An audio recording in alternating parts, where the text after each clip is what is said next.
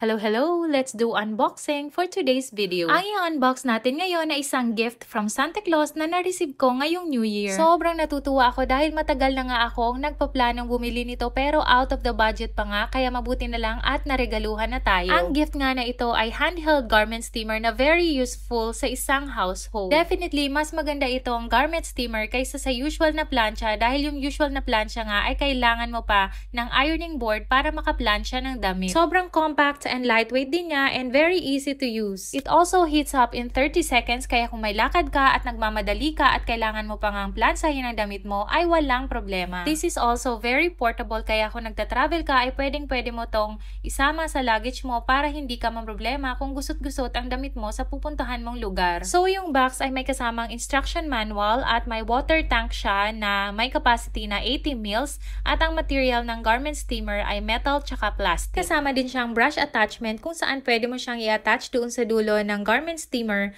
That's why it's fit for different types of fabric. Naku, sobrang na-excite na nga akong gamitin ito for the first time. Kaya naman ay lagyan na natin ng tubig yung water tank. Paka-plug in nga ay mayat maya lang, wala pa actually 30 seconds ay nag-start na nga siyang mag-steam. Sobrang nakaka-amaze talaga kaya naman ay kumuha na ako ng isang damit at itatry ko na ngang mag-plancha. Saktong-sakto at may isa nga akong damit, nakakalaba pa lang at napakadami nga ng creases nito. Ang bilis ko lang ngang naplansa yung damit ko at in fairness ha, hindi nakakangalay dahil sobrang gaan lang nga talaga ng plancha na to. Nakakaaliw at nakaka-happy mamalansa using this garment steamer kaya tuloy parang gusto kong gusutin ulit ang damit na to para maplansya ko nga ulit. Ang brand nga nito ay Anko at pwede nyo siyang mabili dito sa New Zealand sa Kmart. Very useful ito ngayong summer dahil pag summer lang nga kami most of the time na mamalansya. So I hope nag-enjoy kayo sa vlog natin for today. See you again next time. Bye!